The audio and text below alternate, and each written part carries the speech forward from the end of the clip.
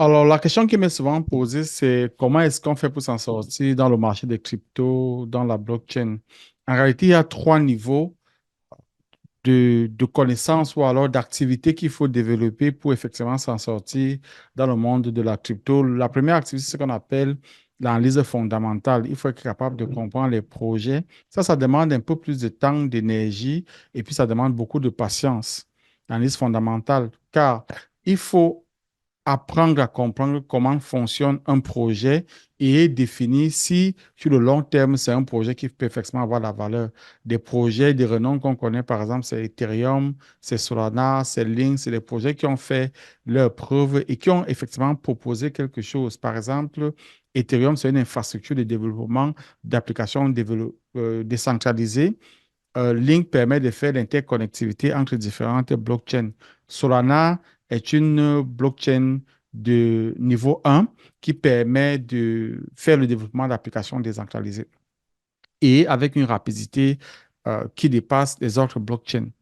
Donc, une fois qu'on a défini cela, on sait donc, OK, si j'investis sur ces projets-là, sur le long terme, c'est des projets qui peuvent avoir de la valeur. Bien sûr, il n'y a pas de garantie, mais c'est vraiment l'objectif à atteindre. La deuxième chose, c'est ce qu'on appelle le trading ou encore, si vous voulez, l'analyse technique. C'est d'étudier les courbes, les graphes sur leurs événements dans le passé pour essayer de prédire ce qui se passera dans le futur.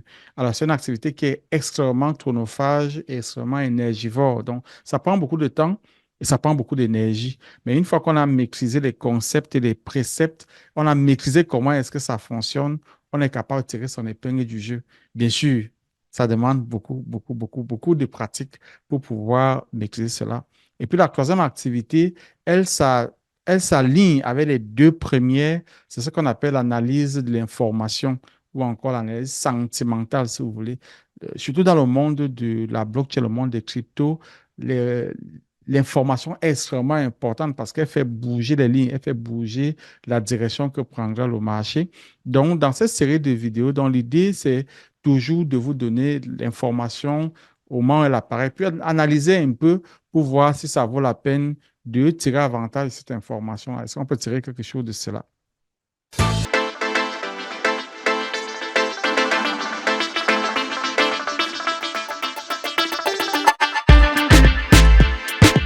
Alors, si vous me découvrez pour la première fois, mon nom est Richard. Je suis le CEO de la Zukuli Blockchain Academy, une académie qui se spécialise dans la formation et l'éducation sur la technologie blockchain et les cryptoactifs.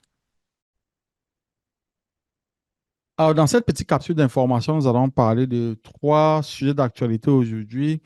Le premier sujet concerne Cardano.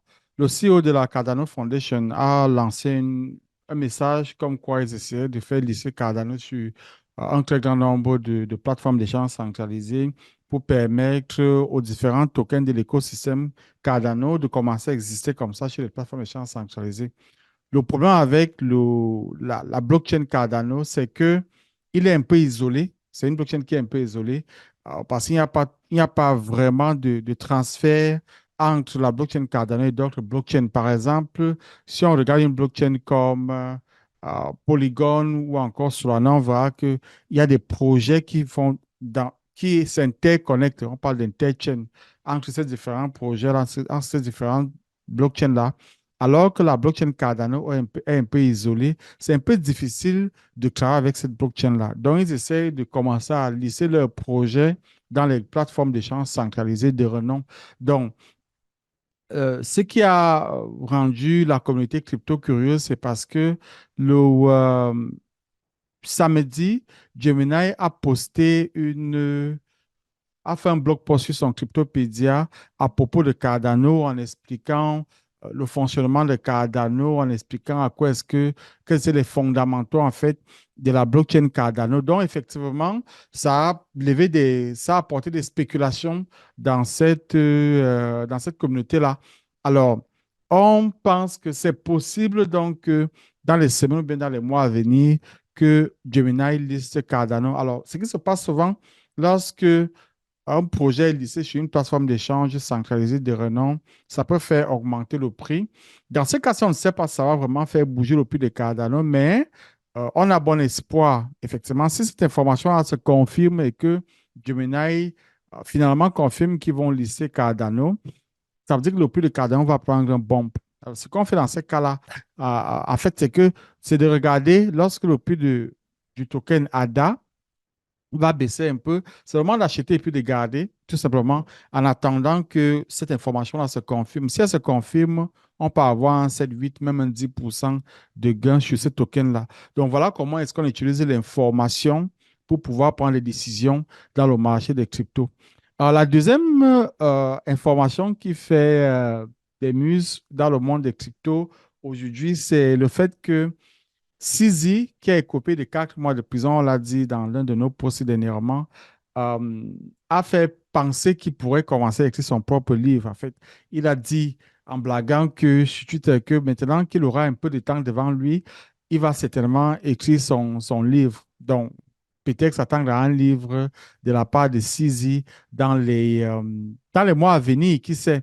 Donc, on sait que Sizi a quand même écopé de 4 mois de prison. Donc, il sera vraiment en prison pendant 4 mois. Alors, quoi de mieux que de commencer à écrire son propre bouquin? Beaucoup de gens seraient intéressés à lire ce livre-là. On sait que Sizi, c'est quand même quelqu'un qui compte beaucoup dans le monde de la finance aujourd'hui, notamment dans la finance décentralisée. Donc, si je dis j'aurai un peu de temps, j'aurai un peu de calme, un peu de temps de calme qui s'en vient, pourquoi ne pas commencer à écrire quelque chose?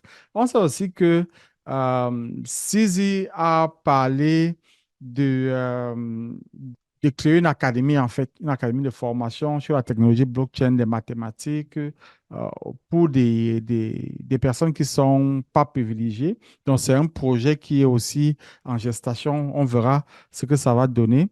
Ben, on sait qu'il a quand même, non seulement pour des raisons de violation de money laundering, donc blanchissement d'argent, de blanchiment d'argent, il a écopé de 4 mois de prison. Il a dû payer 4,3 milliards de dollars de pénalités pour cela.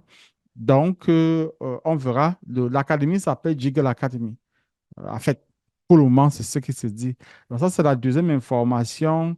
Est-ce que ceci aura un impact sur le prix du BNB? Certainement, certainement. Ça, c'est déjà un, si le livre est confirmé, bien sûr, les éditeurs vont s'aligner, hein, si jamais, s'ils décident d'écrire son livre.